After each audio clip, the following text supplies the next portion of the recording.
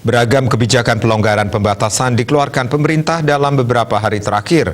Bahkan mulai 8 Maret 2022, pemerintah sudah menghapus kewajiban surat keterangan negatif COVID-19 baik lewat tes antigen maupun PCR bagi pelaku perjalanan domestik yang telah divaksinasi lengkap maupun booster.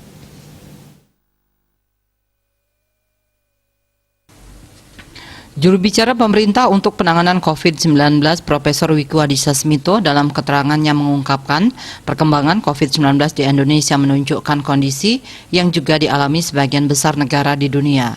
Jumlah kasus cepat naik lalu turun dalam waktu yang relatif singkat.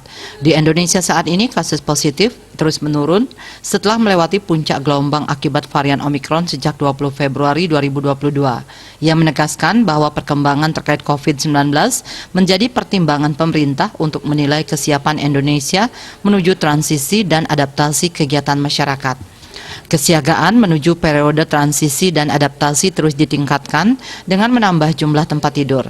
Seluruh upaya penanganan COVID-19 harus terus dilakukan secara konsisten meskipun kasus nasional menunjukkan penurunan.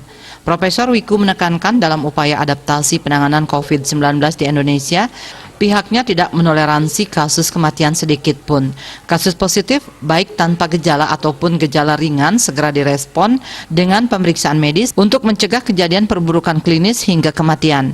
Dengan mencermati perkembangan kasus tersebut dalam proses adaptasi dengan pandemi COVID-19 ini, angka kematian harus diupayakan untuk ditekan. Melindungi lansia dan kelompok rentan sangat penting melalui pengawasan protokol kesehatan dan meningkatkan cakupan vaksinasi dosis lengkap. Menyinggung perkembangan vaksinasi, beredarnya berbagai varian COVID-19 yang menyebabkan menurunnya efektivitas vaksin dan berdampak pada kekebalan komunitas yang terbentuk. Di sisi lain butuh waktu mengembangkan vaksin yang tidak secepat munculnya varian baru. Untuk itu melakukan vaksinasi pada semaksimal mungkin penduduk menjadi jaminan kekebalan komunitas yang terbaik.